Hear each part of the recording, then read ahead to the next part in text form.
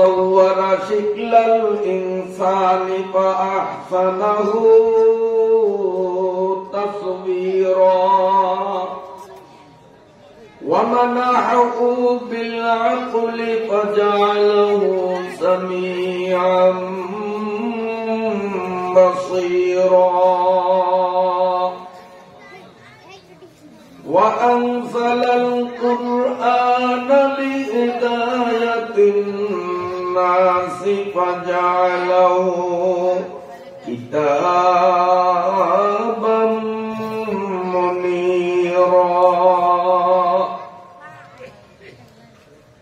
وأرسل إلى كافة الناس نبيه الآخر محمدا فجعله بشيرا ونذيرا وداعيا إلى الله بإذنه وسراجا منيرا صلى الله تعالى عليه وعلى آله وأصحابه وأتباعه الذين طهرهم الله من الرجس والشرك فطهرهم تطهيرا اللهم صل على محمد وعلى آل محمد كما صليت على إبراهيم وعلى آل إبراهيم إنك حميد مجيد اللهم بارك على محمد وعلى آل محمد كما باركت على إبراهيم وعلى آل إبراهيم إنك حميد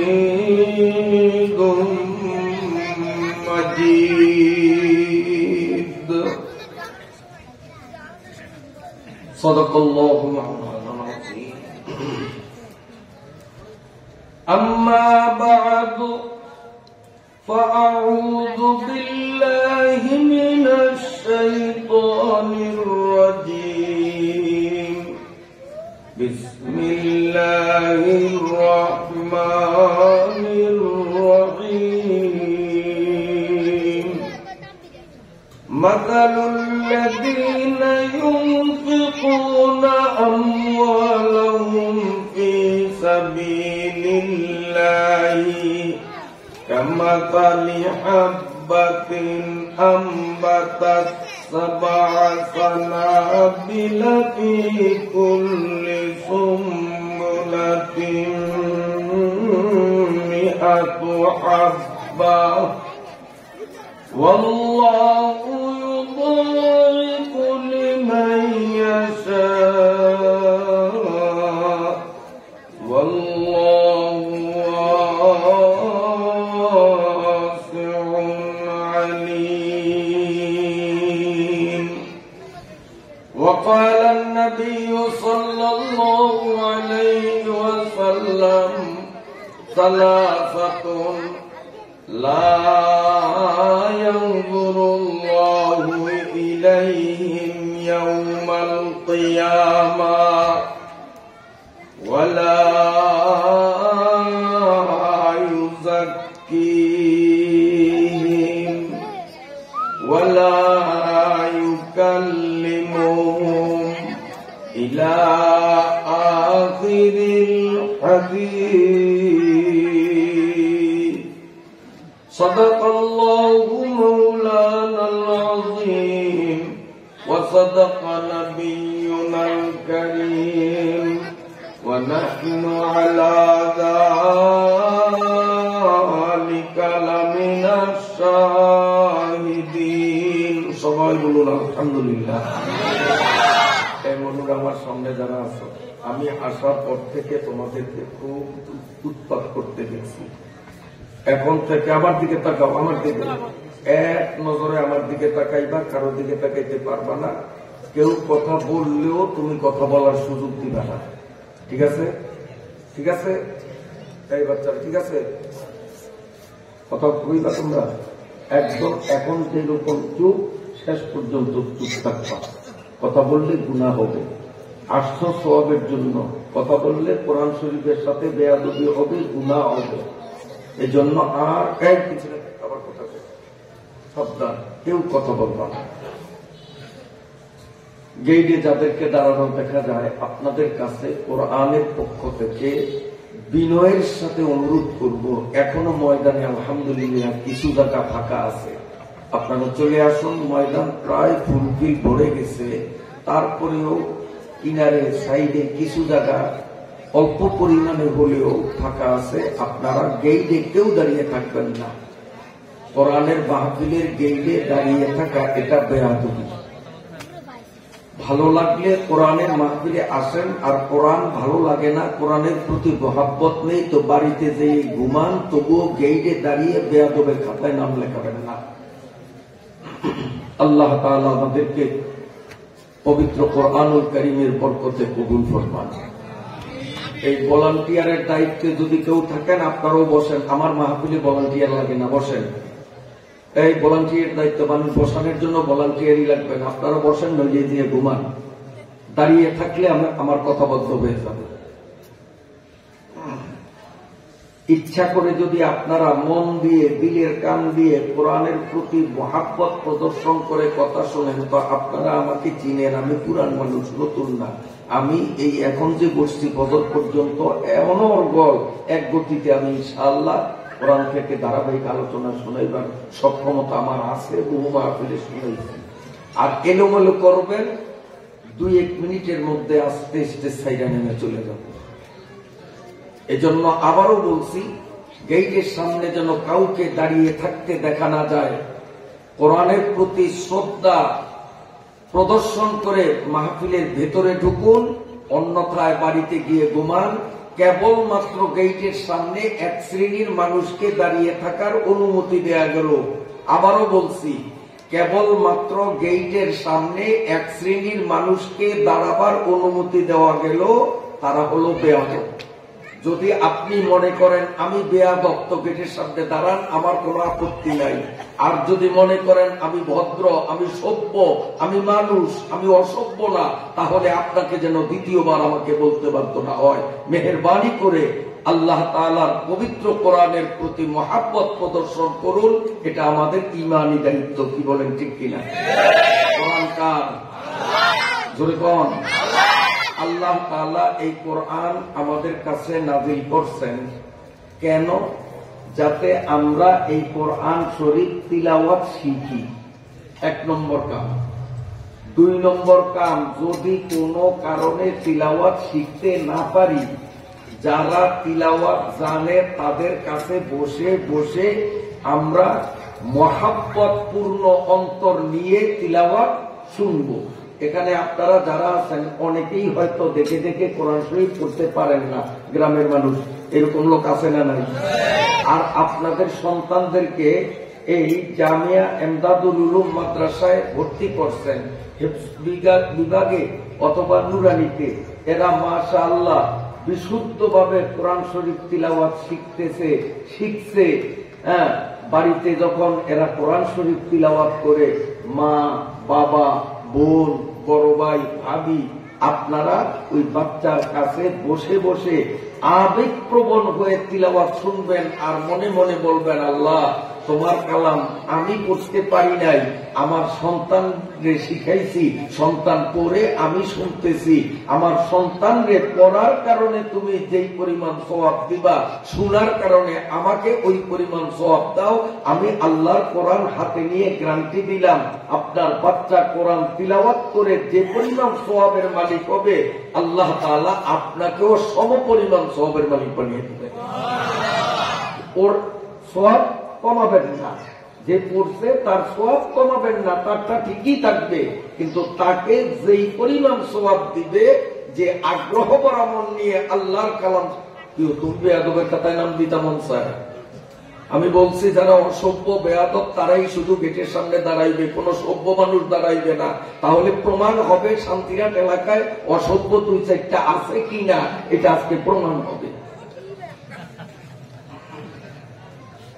বাংলা কথাও যদি বাঙালিরে বুঝাইতে না পারি, তাহলে এখন মনে হয় ইংলিশে বক্তৃতা দেওয়া দরকার। আমি কি কোনো কঠিন শব্দ ব্যবহার করছি? বাংলা ভাষাও আলহামদুলিল্লাহ, আমি গর্ব করে বলতেছি না, গৌরব করে বলতেছি না, বাংলা ভাষাও এমন কঠিন ভাষা আল্লাহ তাআলা আমাকে আয়ত্তে আনার তৌফিক দিয়েছেন। আমি বাংলাতেই কথা বলবো। ইউনিভার্সিটিতে বাংলা সাহিত্যে যারা ডিগ্রি অর্জন করছে, তারাও বোকার মতো বসে থাকবে, আমার বাংলা বুঝবে না, সেই বাংলাও আমি জানি। কিন্তু আমি কোন কঠিন বাংলা শুনেছি? যেমন একটু আপনাদের উদাহরণস্বরূপ শুনে, শার্দুল শাবক শার্দুল হবে শেষে শেষ। আমি কিন্তু বাংলা বলছি, এটা ইংরেজিও না, আরবিও না, ফার্সিও না, বাংলা। বলেন তো এটার অর্থ কি? কি বুঝছেন আপনারা? কিছুই বুঝেন না। কোন আপনারা তো ভালো কথা, MA পাস করছে, কোন ডিগ্রির দাঁড় করিয়া দেন, সেও বলবে আমিও বুঝি নাই। এটার অর্থ হলো, বাঘের বাচ্চারে আপনি যতই আদর করিয়া লালন পালন করেন না কেন, শেষ বেশ ওই বাঘের বাচ্চা বাঘ হই, বাঘের বাচ্চা ছাগলের বাচ্চা হইব না। এখন বুঝছেন না? তা আমি তো এমন শব্দই ব্যবহার করি যে শব্দগুলো শিক্ষিত মূর্খ ছোট বড় সবাই বুঝতে পারে। আমি তো ওই রকম কঠিন শব্দ ব্যবহার করি নয়। বৃষ ওই কৃষতি তৃণ নাহি খায়, কৃপন কৃষক তাই তথাপি কাটায়। বুঝছেন কিছু? আমি কিন্তু বাংলা কইছি, আমি ইংরেজি কই নাই, আমি বাংলা কইছি। আমি আলহামদুলিল্লাহ এইভাবে ঘন্টার পর ঘন্টা এইরকম বাংলা ভাষাও বক্তৃতা করার যোগ্যতা আল্লাহ আমাকে দিতে করিয়ে। যদি ইউনিভার্সিটির সামনে মাহফিল হয়, কলেজের সামনে মাহফিল হয়, ওই ধরনের উচ্চ শিক্ষিত লোক শহরে, তখন কিন্তু আমার ভাষা আজকের ভাষা ব্যবধান। তখন ওই ধরনের, তখন অনেক প্রফেসররা ইংরেজি শিক্ষিতরা পোকার মতো ছায়া থাকে। ওয়াজের পরে হুজুর আজকে আপনার বয়ানের অনেক শব্দের অর্থ ইংরেজি দেয়। তা আমি বললাম, মৌলভীদের আঙ্গুল এইটা না, খালি এইটা দেখান যে হুজুররা সমাজের বোঝা, সমাজে কিচ্ছু জানে না। আসলে হুজুরদের থেকে শেখার মতো আপনাদের এখনো অনেক কিছু বাকি আছে। কথা ঠিক না বেশি? আমি বসার পর থেকে কোনো কঠিন শব্দ ব্যবহার করছি? এরপরেও যদি লোক দাঁড়িয়ে থাকে, তাহলে ওয়াজ বন্ধ করে দেওয়াটাই আমি উপযুক্ত মনে করব। সহজ শব্দ, প্রায় ভোলায় যে শব্দগুলো আঞ্চলিক পরিভাষায় আমরা নিজেরা সচরাচর ব্যবহার করি, আমি ওই ধরনের নরম শব্দগুলি বলবো, কোনো কঠিন শব্দ বলবো না। বুঝতে অসুবিধা হচ্ছে নি আপনাদের? আল্লাহ তাআলা আমাদেরকে কবুল ফরমান। আমি আপনাদের জিজ্ঞাসা করি, আল্লাহর কোরআনের মাহফিলে আল্লাহ তাআলা আমাকে আপনাকে আনছেন, এতে আপনারা আল্লাহর উপর খুশি না বেজার? আসলে খুশি না বেজার? খুশি। যদি খুশি হয়ে থাকেন, তাহলে এমন জোরে একটা আওয়াজ দিবেন, বাজারের মুসলমানরা যেন আমাদের আওয়াজে বুঝতে পারে আমি বুকার মতো এখনো বাইরে, আসলে হাজার হাজার মানুষ কোরআনের মাহফিলে, তা আমি বুকার মতো বাইরে থাকা উচিত না। আপনাদের আওয়াজে ইনশাআল্লাহ তারাও চলিয়ে আসবে। একটু জোরে সোরে আওয়াজ দিতে পারবেন তো ইনশাআল্লাহ? জোরে সোরে বলুন আলহামদুলিল্লাহ। আজকে কোরআনুল কারীমের সূরা আল বাকারার 286 আয়াত, এই সূরাটার মধ্যে 286 আয়াত বিশিষ্ট পবিত্র কোরআনুল কারীমের সবচেয়ে বড় সূরা। এই সূরার নাম সূরা আল বাকারা। আমি আপনাদের সামনে মাত্র একটা আয়াত তিলাওয়াত করেছি, এই আয়াতটার নম্বর হলো 261। 286 আয়াতের 261 নম্বর আয়াতটা আমি তিলাওয়াত করেছি। আল্লাহ যদি তৌফিক দেন এখান থেকে আরো 2-1 আয়াত যতটুকু সম্ভব আমি ধারাবাহিকভাবে আপনাদের সামনে শাব্দিক অর্থ প্রাসঙ্গিক ব্যাখ্যা মিলিয়ে সহজ ভাষায় উপস্থাপন করার চেষ্টা করব। এই বন্ধুরা, এই আপনারা কিছু করেন না, সাইজ আমি করব। একবার ডাক দিছি নরম ভাষায়, উস হয় নয়, এই হাসবি না কেউ। আমি আবার এবার শেষ বলি, আর বলবো না। আবার যদি কোনোটাই কথা কর, দুইটাই সংগ্রামী করস, এই একটা পাস একটাই সিমুর দেশ পিছন থেকে আমার দিকে চার শক্তি নেই, কেউরি কিচ্ছু কমু না। কোরআন শরীফটা আটকতনে ধুইয়া একটা লাভ দিয়া বাঘের মতো ওই চোরার পল্লাডারে দরিয়া স্টেজ আনিয়া এই সোফার উপরে দুগা আসার দিব, আসার দিয়া দরিয়া মেলা মারু একটা ব্যানার কিনার উপরে একটারে সাইজ করুন, সব দিশা উঠব। যদি সাহস থাকে তো কথা কইস, কথা যদ্দুর পারস কালকা কইস আজ তোমার, কারণ কালকার বেড়ায় এত শক্ত কথা কইতে পারবো না। কাল যে হুজুর আইব বা মীর মাওলা মুফতি মীর শামসুদ্দিন বড়াইলি বিদেশ থেকে আইব, আমি তো বিদেশ থেকে আসি না, আমার বাড়ি তবু বাড়িতে, আমি এই এলাকার বললাম, আমার মনে মনে সাহস আছে। গেরিব দরি আসার জন্য যদি আবার কথা কয়, কবি কথা এত সুন্দর ভাবে বুঝাইলাম, এরপরে আবারও কথা কয়, কথা কবি, এই কবি সাবধান। আমি কিন্তু কথা বলা এটা মোটেও মানিয়ে নিতে পারবো না, তাইলে সাদা আছে। আসলে সামনে চলি। আমি প্রথম বলছিলাম যে আল্লাহ কোরআন কেন দিলেন আমাদেরকে। 1 নম্বর হলো যে আমরা কোরআন শরীফটা দেখে দেখে পড়া শিখবো, এটা আমাদের দায়িত্ব। যদি এই দায়িত্ব পালনে ব্যর্থ হই তো আমরা আমাদের সন্তানদেরকে মাদ্রাসায় পাঠিয়ে কোরআন তেলাওয়াত শেখাবো। ওরা বাসায় বাড়িতে যখন কোরআন শরীফ পড়বে আমরা মনোযোগ দিয়ে মহাব্বতের সাথে ভক্তির সাথে আল্লাহর বাণী আল্লাহর কালাম শুনবো। ঠিক আছে, এটা হলো 2 নম্বরে। 1 নম্বরে না পারলে অন্তত 2 নম্বরে। 3 নম্বর যে কোরআন শরীফের অর্থ জানা। আল্লাহ এই কোরআন শুধু পড়া আর শোনার জন্য নাযিল করেন নাই, এই কোরআন শরীফের অর্থ এবং ব্যাখ্যাও জানতে হবে। কিন্তু আমাদের দেশের সবার জন্য এটা অসম্ভব, কারণ দোকানদারি করতে হবে, হাল চাষ করতে হবে, অফিস আদালত চালাইতে হবে, ইলিশ মাছ ধরতে হবে। সবাই যদি হুজুর হয় তো ওই কাজগুলি কে করবে? তো সবার পক্ষে কি হুজুর হওয়া সম্ভব? তো সবার পক্ষে হুজুর হওয়া সম্ভব না, কিন্তু কোরআন শরীফের অর্থ বুঝা এটা সবার জন্য জরুরি। এখন কেমনে করবেন? যে একদল মাদ্রাসায় ভর্তি হয়ে লেখাপড়া করে তারা কোরআনের জ্ঞান অর্জন করবে, আর বাকি যারা মাদ্রাসায় ভর্তি হতে পারে নাই, যেমন আপনারা করবেন কি, বছরে আনুমানিক 3 দিন 4 দিন 5 দিন কোরআনের একটা মাহফিল মিলাইবেন, আর কোরআনের অর্থ যারা জানে তাদেরকে দাওয়াত দিয়ে আনবেন। সেই মেহমান কোরআন শরীফ থেকে আপনাদেরকে আল্লাহর কথাগুলি যেইভাবে দেশীয় ভাষায় বুঝাবে আপনারা সেইগুলি মানবার নিয়তে শুনবেন। কি বলেন, এটা সম্ভব না? অসম্ভব? তাই সম্ভব না। এই মাহফিল কেন হইল তার কারণটা বুঝাইলাম, যে কোরআন মাদ্রাসায় ভর্তি হইয়া শিখতে পারেন নাই, কোরআনের অর্থ জানেন না, তো মাহফিলে অন্তত 3টা দিন আসিয়া আল্লাহর কোরআনে আমাদেরকে কি বলছে 3 দিনে একটু হইলেও আমরা কোরআনের জ্ঞান অর্জন করব। কি বলেন? ইনশাআল্লাহ।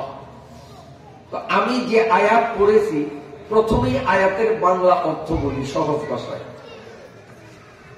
আল্লাহ পাকের ইরশাদ, বিসমিল্লাহির রহমানির রহিম, মাতালুল্লাযীনা ইউনফিকুনা আমওয়ালাহুম ফী সাবিলিল্লাহ। যেই মানুষগুলি আল্লাহর সন্তুষ্টির জন্য দান করে। বাসা বুঝে আসছে?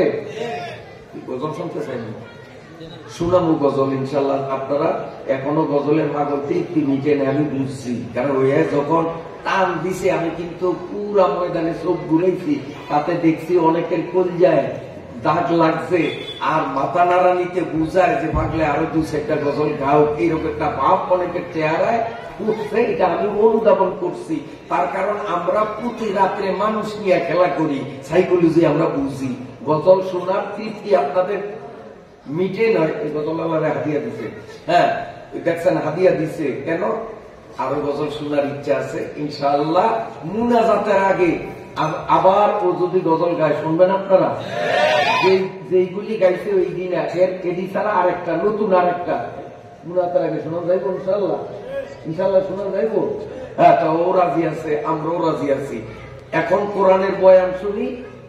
আমরা গজল দিয়া প্রথম পরিতৃপ্ত হইলাম, আবার গজলের মাধ্যমে নতুন আত্মতৃপ্তি নিয়ে বাড়িতে ফিরবো ইনশাআল্লাহ। আয়াতটা করছি, আসেন অর্থ বলি, তারপরে ব্যাখ্যা। আল্লাহ পাকের ইরশাদ, যেই মানুষগুলো আল্লাহর সন্তুষ্টির জন্য আল্লাহর ওয়াস্তে দান করে, কামাসালি হাব্বাতিন, তাদের দানাটা একটা বীজের মতো, আঠির মতো।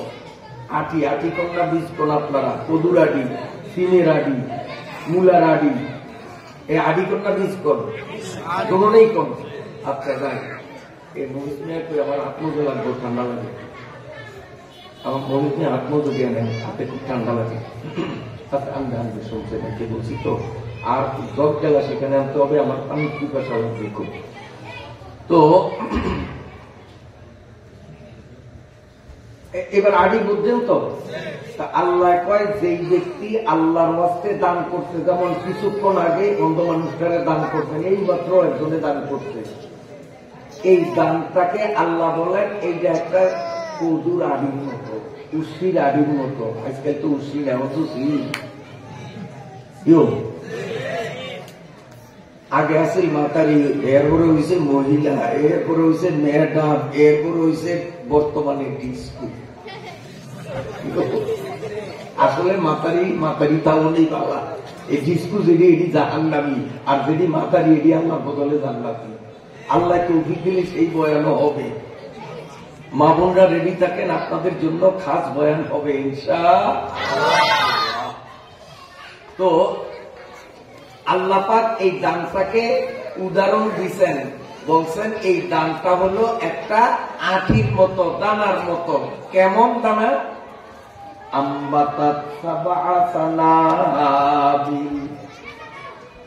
যেই আঠিটা রুইছে, আর আঠির থেকে সারা উঠিয়া, সারার মধ্যে 7টা ছড়া হইছে। শুদ্ধ বাংলা কয় থোকা, আর আমাদের গ্রাম্য ভাষায় কই ছড়া। আপনারা কি করেন? এই জন্য আমি থোকা কইনি, কারণ আগেই ওয়াদা করছি আমি নরম ভাষা ব্যবহার করব। ছড়া করেন আপনারা?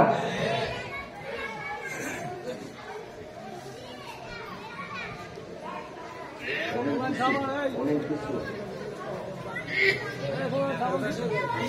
এখন ধরি আমার সামনে অত ভালো কথা, ওর দাদার কথা কওয়ার সাহস পাইব না। ভাবেন যেই কটা কথা তাই ঘেড়ি ধরিয়া খেতে না খেতে আবার এগো কথা কইব, এদিকে ঘেড়ি ধরিয়া আমার সামনে আনে, খালি আসার দিন বুঝে দিচ্ছে একটা একটা করে আসার দিন সবার সামনে। কত বড় সভ্য কথা কয়, আবার এত বড় সাহস। একটারে পিডাল দিন, 1000টা সোজা হয়ে যাবে।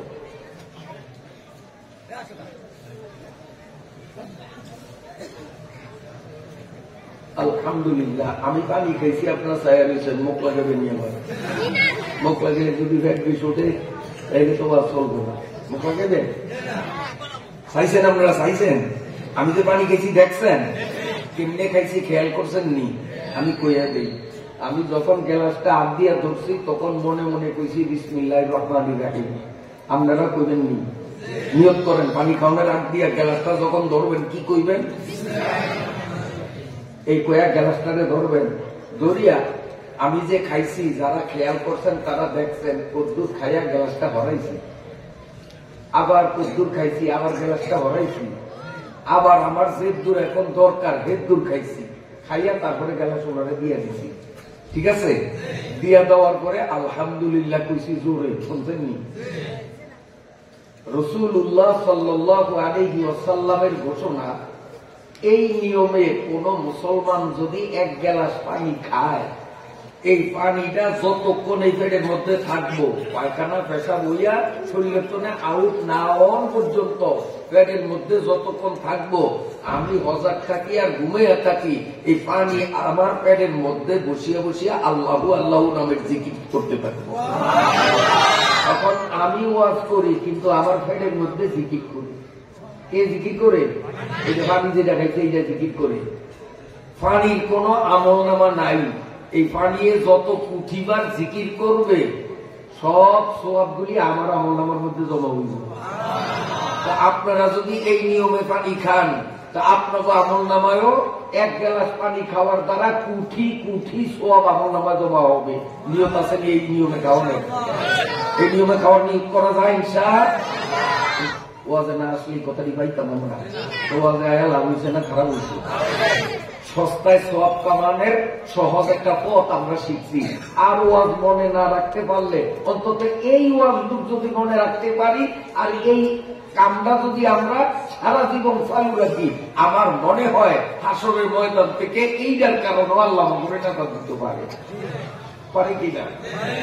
একে চশমে জাদান গা পেলা যা সাহেনাবাসী কেন কেনটা কমান ভাই কোপারেটর। একে চশমে জাদান গা পেলা যা সাহেনাবাসী শায়াদ কেনে গায়ে কোনাত আগায়ে নাবাসী। আল্লাহ কারে কোন উসিলায় কোন ক্ষুদ্র আমলের বরকতে মাফ করিয়া দেয় বলা যায় না। হয়তো 1 গ্লাস পানি খাওয়ার মাধ্যমে আল্লাহ আমাদের নাজাতে ফয়সালা করতে পারেন। আমিন আমিন সবাই বলেন।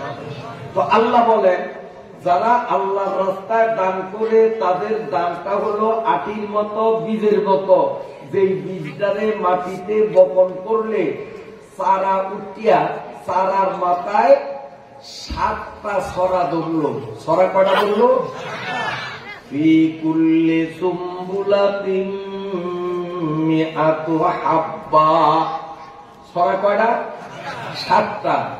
আর এক একটা ছড়ার মধ্যে 100টা আডি ধরল। রুইছে কয়টা? এখন গাছের মাথা কয়টা? 100 নেই। আপনি করে মনে হয় ক্লাস 2তে ভর্তি করতে অঙ্ক করে তুলব। ছড়া কয়টা? 7টা। প্রত্যেকটা ছড়ায় 100টা। তাহলে 7টা ছড়ায় কয়টা? 800টা। রুইছি কয়টা? এখন গাছের মাথা পাইছি কয়টা? 800টা। আল্লাহ বলেন, যেই ব্যক্তি 1 টাকা আল্লাহর ওয়াস্তে দান করবে, যেমন অন্তরে দান করছেন, এই মাহফিলের খরচের জন্য দান করছেন, মাদ্রাসায় দান করছেন, মসজিদে দান করছেন, আরো কত জায়গায় দান করছেন, আল্লাহ বুঝায় তুমি দান করছো 1 টাকা। তুমি দেখতে আসো যে তুমি 1 টাকা দিছ, কিন্তু আমি আল্লাহ দেখতেছি তুমি 700 টাকা দিছ। তাহলে 1 টাকায় কত? 700। যে 2 টাকা দিচ্ছেন 1400 টাকা দেওয়ার সওয়াব পাইছেন। যে 50 টাকা দিচ্ছেন বাড়ির দিয়ে হিসাব করিয়েন কয় টাকা সওয়াব পাইছেন। অনেকে 100 টাকা দিচ্ছে, আমি নোট দেখছি 100 টাকারও, অনেকগুলি দেখছি 100 টাকার নোট। তাইলে 100 টাকা দিলে 1 টাকায় যদি 700 টাকা হয়, 100 টাকায় কয় টাকা বাড়ির দিয়ে হিসাব করিয়েন। তা আপনারা এই অন্ধ মানুষটারে যারা দান করছেন ঠকছেন না জিতছেন? এই মাহফিল বাস্তবায়নের জন্য মাদ্রাসা কমিটির হাতে যারা দান করছেন ঠকছেন না জিতছেন? তাইলে 1-এ 700, 1-এ 700। এরপরে আল্লাহ কি মজার কথা কয়, শুনতে রাজি আছেননি? আল্লাহ কয় এই পর্যন্তই শেষ না রে বান্দা, 1-এ 700 এই পর্যন্তই শেষ না। ওয়াল্লাহু ইউদাইফু লিমান ইয়াশা।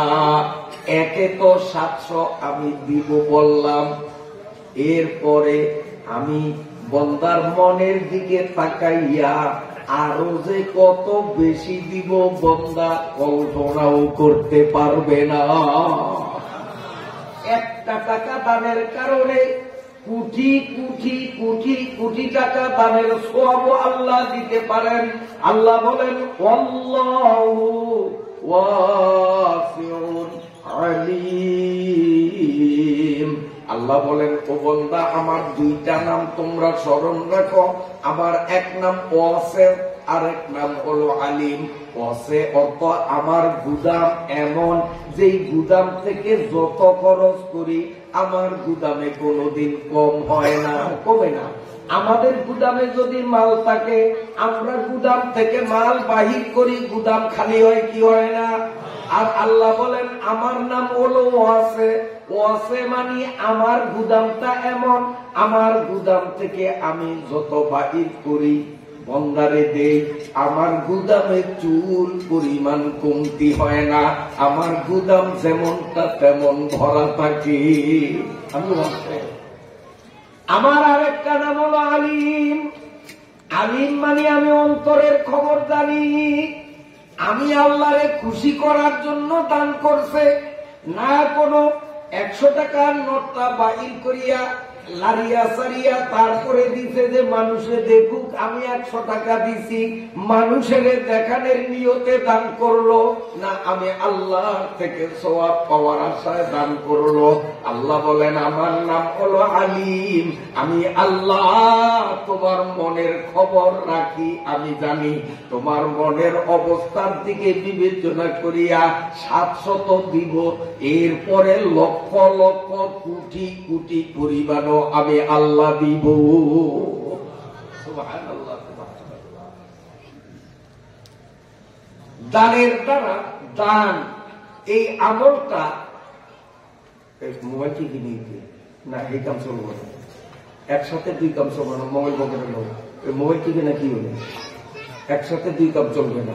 এখানে কোরআনের তাফসীর চলবে আর মোবাইল দিয়ে গেমস খেলি, কত বড় সাহস!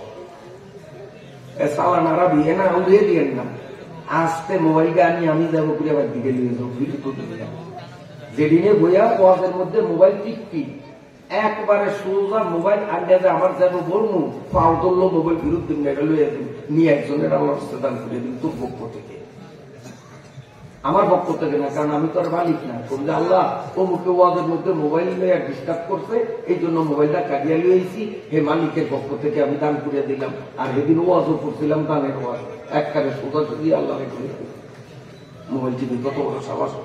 মনে করছে হুজুর অভিশা দূরের মিল আমাদের কি বেড়ে নিয়ে স্টেজ করলো ও ওটা পিছিয়েও দেখি, পিছিয়ে মোবাইলটি ঢুকতে কোনো বাইরের কিছু সাবাস থাকলে সাথে সাথে যদি আমি ধরতে না পারছি চোখ সাইড মিল না একটা কথা কই, কতগুলি সময় নষ্ট হয়েছে এই ফাঁকে, আরো কতগুলি মুসিবতের কথা কইতে পারতাম। খবরদার আসেন, খুব গুরুত্বপূর্ণ আলোচনা আসছে। দান, আল্লাহর রাস্তায় দান করা, এই আমলটা আপনাদের অন্তর বড় হবে, দেখবেন খুশি হবে। এই আমলটা এমন একটা আমল যে আমলের উপকারিতা 2 জগতে আল্লাহ বন্দারে দিবেন। আল্লাহ এই জগতেও দিবেন, মরার পরের জগতেও দিবেন। নামাজ পড়ি, রোজা রাখি, এগুলোর ফজিলত, এগুলোর মূল্য আল্লাহ আমাদেরকে পরকালে দিবে। হজ করি, এগুলার মূল্য পরকালে দিবে, মরার পরে পাবো। কিন্তু দান এইটা এমন একটা আমল, এইটার মূল্য আল্লাহ আমাদেরকে দুনিয়াতেও দিবে, আখিরাতেও দিবে। সুবহানাল্লাহ কইেন। তাইলে দান এটা গুরুত্বপূর্ণ আমল কিনা? এইটার ফলাফল দুনিয়াতেও পাবো, আখিরাতেও পাবো। দুনিয়াতে কেমনে পাবো? 1 টাকা যদি দান করি কমপক্ষে 700 টাকা পাবো। তাফসীরের কিতাবের মধ্যে দেখা যায় হযরত ওসমান গনি রাদিয়াল্লাহু তাআলা আনহু তিনি নিয়ে রাসূলুল্লাহ সাল্লাল্লাহু আলাইহি ওয়াসাল্লামের ডবল জামাই। এই মাই আজকে রাসূল কোলাইনও জ্বালায়, মাইকিও জ্বালায়, আর আকাশের গতিও তো ভালো না। এত ডিস্টার্ব করলে কথা বলা আমার মুখে আদৌ সম্ভব হবে না। তাহলে মাইক বাদ দিয়া বেগুনের যতুর স্টেজে আড়ে স্টেজে বমু বাড়ি কুন্দর করে মাড়িতে তারে বইয়া মাইক ছাড়া মোহে কথা বলবো। এই ক্যান করলে মাইক চলবো না। আর নসে আমি একবারে ময়দানের মাঝে যাইয়া ঘুরিয়া ঘুরিয়া 4 মিলি গিয়া মুখ দিয়ে আওয়াজ করুন, যাতে মোহের কথা বেঁকে ওনে আর শ্রোতার থাকবো সাইডো পাশে। মাইক ঠিক করেন নাইলে কিন্তু আমি নামলে মাঠের মাঝে দিয়া খারে আওয়াজ করুন 4 মিলি গিয়া মুখ দিয়া, মাইক এই ব্যাগ দিয়া চলবো না। বসার পর হইতেই যে শুরু হইল ডিস্টার্ব, কতটা ডিস্টার্ব সহ্য করা যায়? আল্লাহু আকবার। খুব খেয়াল করে শোনেন, গুরুত্বপূর্ণ কথা,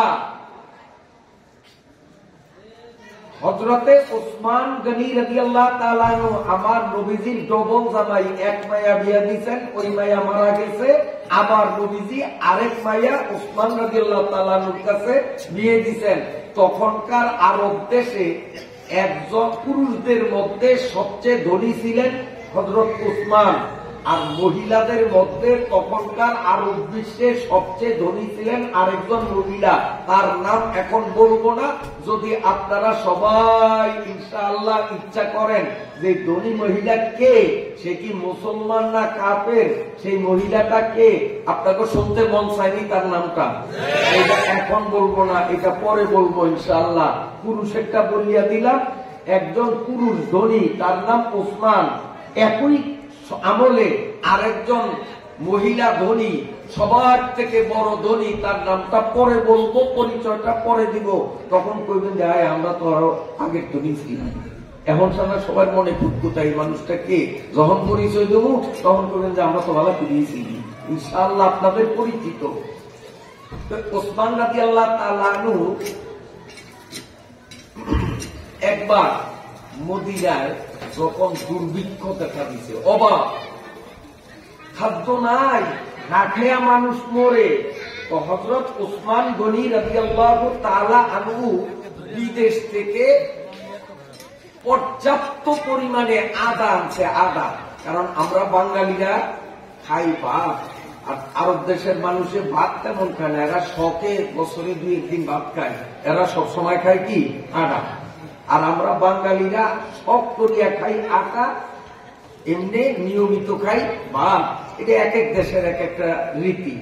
তো ওই দেশের মানুষ তো আটা খায়, এই জন্য ওসমান চাউল আনে নাই, বিদেশ থেকে পর্যাপ্ত পরিমাণে আটা আনছে, আর ঘোষণা দিছে যে আমার বাড়ির আটার বহর আসিয়া পড়ছে, যারা আটা কিনবা আমার বাড়িতে আসো। হাজার হাজার মানুষ বস্তা নিয়ে আসছে আটা কেনার জন্য। তখন মদিনার বাজারে আটা বেচা কিনা হইত 1 টাকা কেজি, সস্তার আমল 1 টাকা কেজি।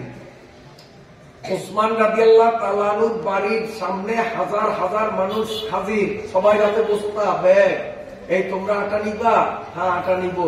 উনি বলেন আমি তো আল্লাহর হস্তে দিব না, মাগনা দেব না, আমি আটা বিক্রি করব, আমরাও কিনিয়া নিব ন্যায্য দামে। আমি ন্যায্য দামে বিক্রি করব, যদি কিনতে পারো তারা লাইনে থাকো, আর যারা কিনবা না তারা সরো, আমি মাগনা দেব না। হুজুর কেজি কত? 700 টাকা প্রতি কেজি আটার মূল্য। যে আমারে দিতে পারবা তারে 1 কেজি আটা দিব, যে পারবা না সে আউট অফ লাইন হও, তাকে দেব না। 1 টাকার বারিন্দা কারা কথা করে, এই যে মাদ্রাসার বারিন্দা এই পাশে, এই মেয়ে একটু আমার একটু দেখান, আমি চেহারা চাইতাম, এখন কেমন ডবল ভদ্র হবে একটু চাইতাম, একটু দূরে লুই, সবাই চাইবো এরা কেমন ভদ্র। এইখানে কোরআনের ব্যাখ্যা চলে, আর ওইখানে খুচরা আলাপ করে কত বড় পেয়াদ ইয়ারকি। এটা কোরআনের তাফসীর মাহফিল, এটা ইয়ারকির মাহফিল না। কোরআন ভালো লাগে, আমি আগেই বলছি, বসো, ভালো লাগে না বাড়ি দিয়ে ঘুমাও, বেয়াদবের খাতায় তবু নাম লেখায়। মানুষ বেশি লাগে না, হাজার হাজার শ্রোতা লাগে না।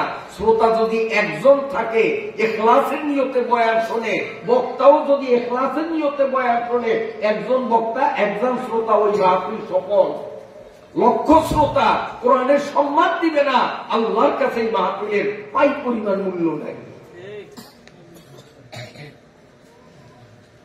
আমি তো আপনাদের এই জায়গায় আজকে নতুন আসি না, আর আমি বিদেশি বক্তাও না, বলার বক্তা। এই মাঠ ছাড়া আরো কত মাঠে আপনারা বয়ান শুনছেন। আমার তবিয়তটা তো আপনারা জানেন যে আমি অগুছাল পরিবেশে কথা বলতে পারি না। আমার পরিবেশ থাকতে হবে একদম ঠান্ডা। অগুছাল হবেন, আস্তে মাঠ ছেড়ে নেবে, বলার দিকে চলে যাবো, আতো খাবো না, মেজাজ খুব খারাপ হয়ে গেছে আমার। বন্ধুরা আমার, উসমান রাদিয়াল্লাহু তাআলা আনহু প্রতি কেজি আটার দাম কত চাইছে? তখন বাজারে কত করিয়া দর? 1 টাকার মাল 700 টাকা, মানে খিচিয়ে পয়সা নিব, কারণ বাজারে তো নাই। কেউ কাছে আটা নাই, সবাই কেউ বুঝছি সুযোগের সদ্ব্যবহার। এবার আমাকে খিচাইবেন 1 টাকার মাল 700 টাকা, এ আমাদের দ্বারা সম্ভব না। সব মানুষ লাইন দিয়ে ফিরিয়া যায়, একটু নেই। 1 টাকার মাল 700 দিয়ে কিনবে কোন পাগলে? না খেয়ে মরবো তো কিনবো না, সব যাই দিয়ে মানুষগুলো দূর গেছে। যাওয়ার পরে ওসমান রাদিয়াল্লাহু তাআলা আনহু তার কর্মচারী করে পাঠাইছে, যায় রাস্তা যায় ব্যারিকেড দিয়ে ঘুরেও যাইতে দিবি না, বেগুন লইয়া যাইতে দিবি না। তো ওসমানের কর্মচারীরা যায় ব্যারিকেড দিছে, কই যান কই যান? আটা কিনুন, সম্ভব না। 1 টাকার মাল 700 টাকা দিয়ে কে কিনবো? সম্ভব না। না, ওসমান রাদিয়াল্লাহু তাআলা আনহু কইছে আমার জন্য। না যায় লাভ নাই, আটা পাবো না, খালি যায় লাভ নাই। কার?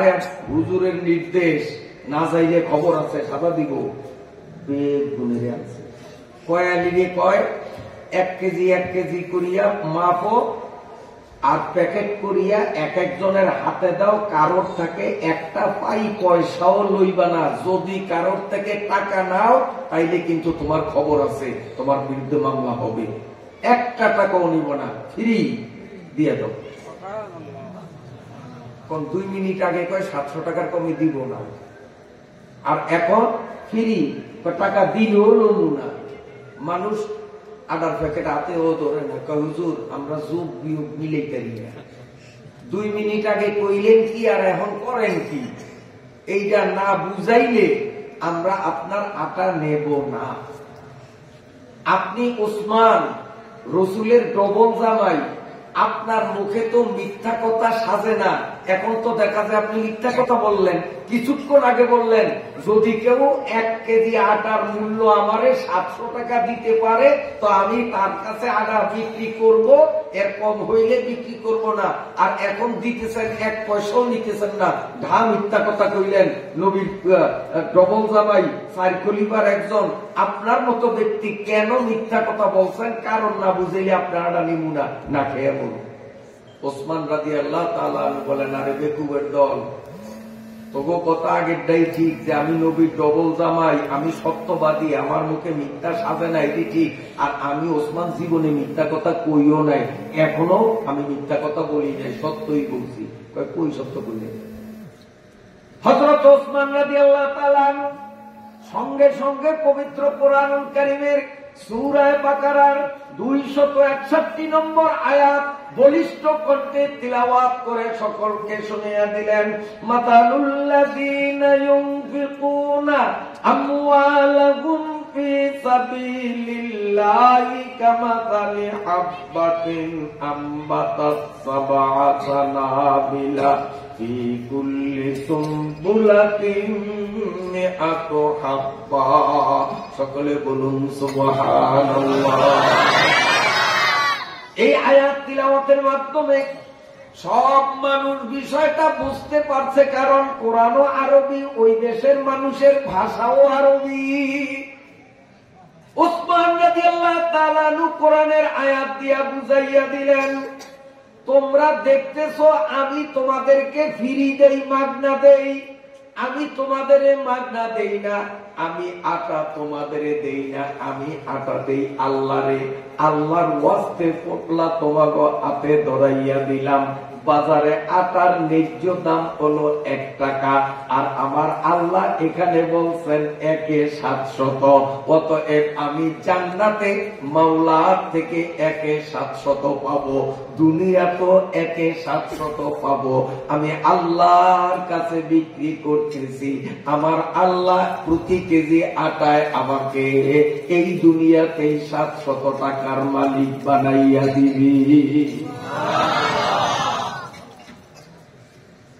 হযরত ওসমান রাদিয়াল্লাহু তাআলা আনহু সব মানুষকে এইভাবে আটা দিয়ে দিলেন। দিন শেষ হয়ে গেল, হলো রাত। হযরতে আবু হুরায়রা রাদিয়াল্লাহু তাআলা আনহু গভীর রাতে তিনি স্বপ্নে দেখেন দয়ার নবী, মায়ার নবী দৌড়াইতেছে।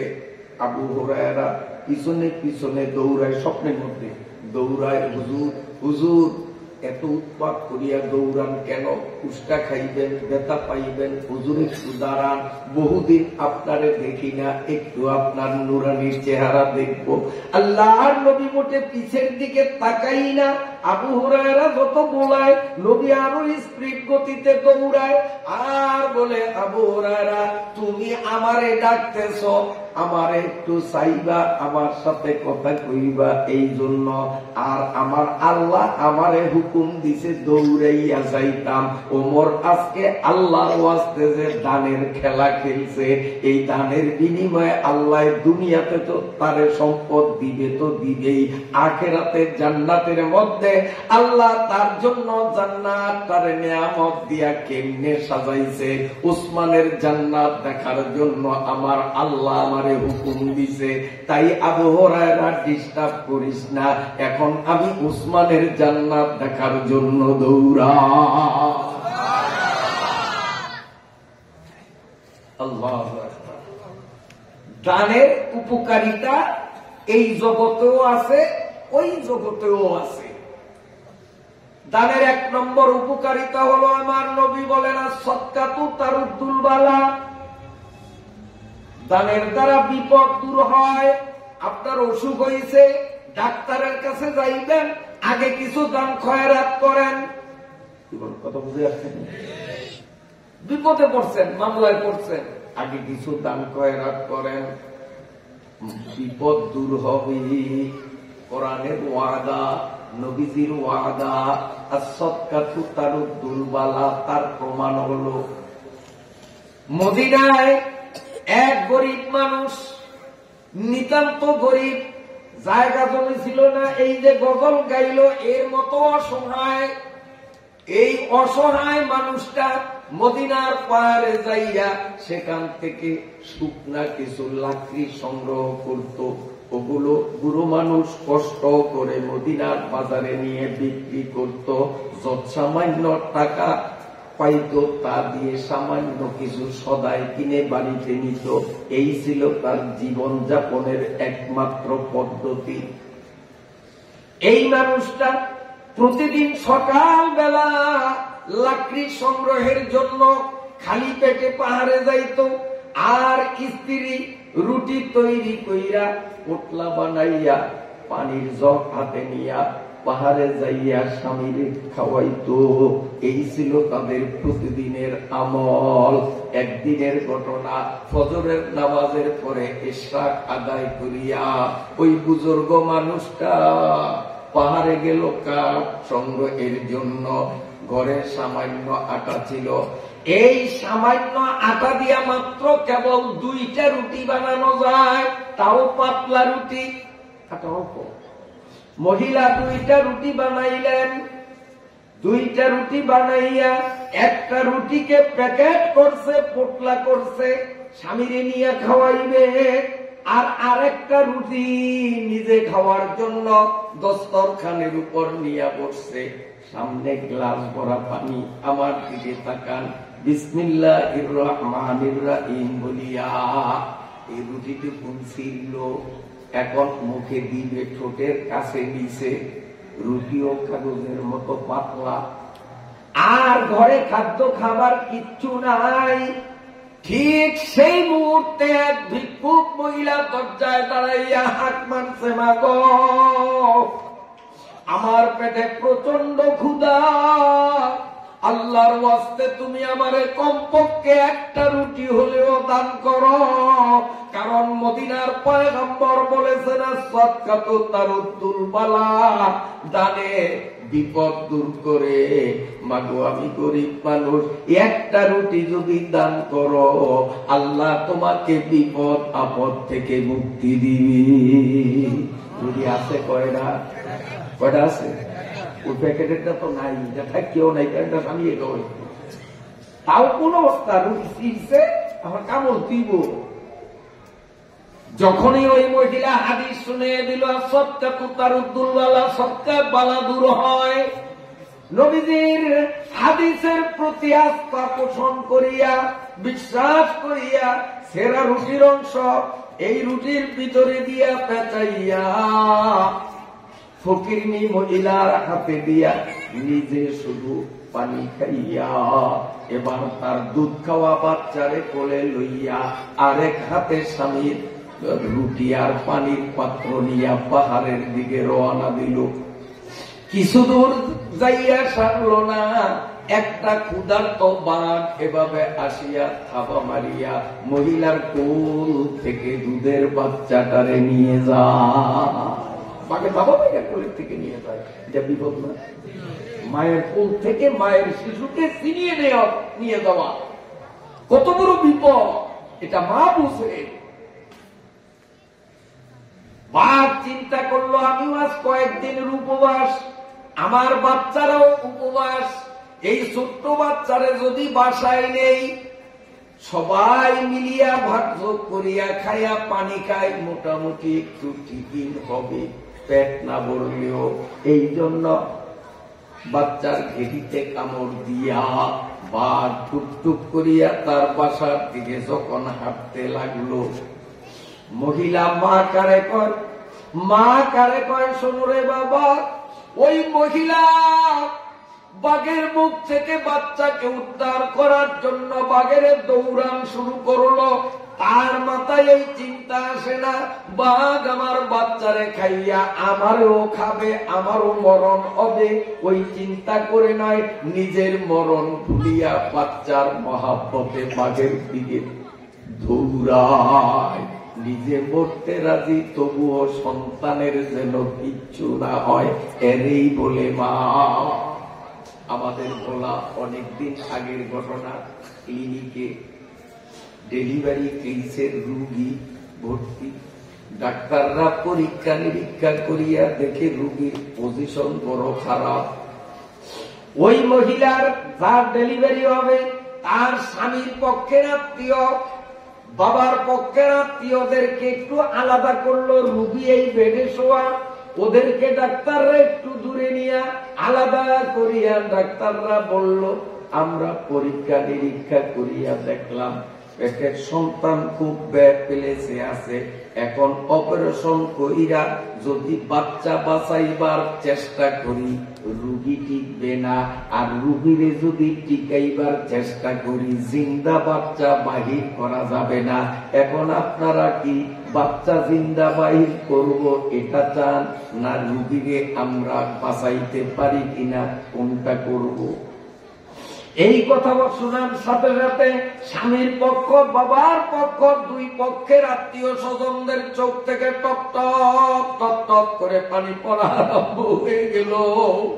ডাক্তারদের হাত ধরিয়া উভয় পক্ষ বলল স্যার, গাছ থাকলে ফলের আশা করা যায়, সন্তানের দরকার নাই, আমাদের রুগীটা আল্লাহ বাঁচায় কিনা আপনারা উচিলা, আমাদের সন্তান লাগবে না, রুগী বাঁচা।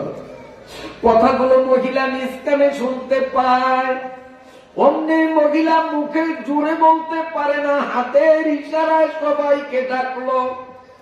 ডাক্তার আবার আত্মীয় স্বজনদেরকে তার বেডের সামনে দাঁড় করাইয়া মহিলা দুই চোখের পানি দিয়া ক্লিনিকের বালিশ ভিজাইয়া কান্দে আর ছোট্ট ছোট্ট আওয়াজে বলি, আমি এই মাত্র দেখলাম আমার বাবার পক্ষ, স্বামীর পক্ষ আর ডাক্তার পক্ষ, তিন পক্ষ মিলিয়া ডাকাইতের মতো সিদ্ধান্ত নিছাও 10 মাস 10 দিন যারে পেটে ধারণ করিয়া আমি সীমাহীন কষ্ট করেছি।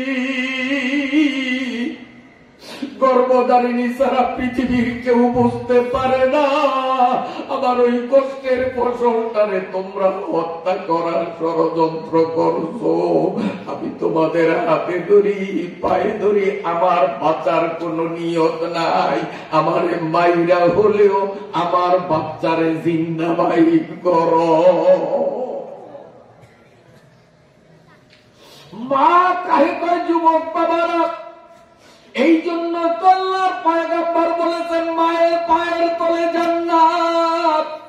কিন্তু বর্তমান সমাজে এমন বেয়াদব কুলাঙ্গার কতগুলো অসভ্য যুবক আমাদের সমাজে খুঁজলে পাওয়া যায়, যারা বউ পাইলে আর মা চিনে না, আছে না না?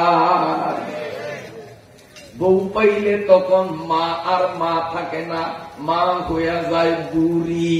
আর শাশুড়ি শুধু আম্মা হয় না, বরং শাশুড়ি হয় আম্মা জান। আমার লোকে আবার জান লাগে না, মিশা কথা করি, মিশা কথা করি। ওই মহিলাও চিন্তা করে না যে আমি তো বাঘের হাত থেকে বাচ্চা উদ্ধার করতে গেলে বাঘ আমারও মারবে। সেই চিন্তা করে নাই। বাচ্চাকে উদ্ধার করার জন্য মহিলা যখন বাঘের পিছে পিছে তাড়া করতে লাগছে, আর চিল্লা বলে, বাঘ রে আমারে খা, আমার সন্তান রে খাইস না। ও মা, আমার এই ছোট্ট সন্তান রে খাইলে তোর পেট ভরবে না। আমি বুড়ি রে খা, তোদের 14 গোষ্ঠীর পেট ভরবে, তবু আমার সন্তানের ক্ষতি করিস না। সেই মায়ের মনে যে কুলাঙ্গার ব্যথা দিবি, এই মায়ের সাথে যাই কুলাঙ্গার সন্তানগুলো বেয়াদবি করি, স্বর্ণে রক করে লিখেলা, তোর কপালে মাওলার জান্নাত নাই। লক্ষবার তুই হজ করলেও তোর ঠিকানা হবে জাহান্নাম। মায়ের সাথে বেয়াদবি করবি আর জান্নাতে যাবি, কাম হবে না। আল জান্নাতু তাহতা আকদামির উম্মাহাত, বিশ্বনবী বলেছেন সন্তানের জান্নাত সন্তানের মায়ের পায়ের তলে। ব্যবহারে মায়ের মন খুশি করলেই জান্নাত, ব্যবহারে মায়ের মনে দুঃখ দিলে মায়ের বদদোয়া লাগে না, অটোমেটিক ঠিকানা হয়ে যায় কয়না কোথায়? জাহান্নাম। যুবক বাবারা, জান্নাতে যাইতে চাও না জাহান্নামে যাইতে চাও? জান্নাতে যাইবা না জাহান্নামে যাইবা? যদি জান্নাতে যাওয়ার ইচ্ছাই থাকে, জীবনে মা বাবার সাথে বেয়াদবি কইরো না। অতীতে যদি বেয়াদবি কইরা থাকো, আজকে মাহফিল থেকে বাড়িতে গিয়া ভাত খাওয়ার আগে মায়ের পা ধরবা, বাবার পা ধরবা, চোখের পানি ছাড়বা, মাপ চাইবা। আমি আল্লাহর কোরআন হাতে নিয়ে কিরা কসম করে বলতে পারি, পৃথিবীতে এমন কোন বাবা, এমন কোন মা নাই, সন্তান যদি পা ধরে আর মা বাবা মাফ করবে না, এমন কোন মা বাবা আল্লাহ তৈয়ার করেন নাই। একটু মা বাবার পা তুই ধইরা দেখ, তোরে ধরতেও দিবে না, এর আগেই বলবে বাবা তোরে মাফ কইরা দিছি, ঠিক না?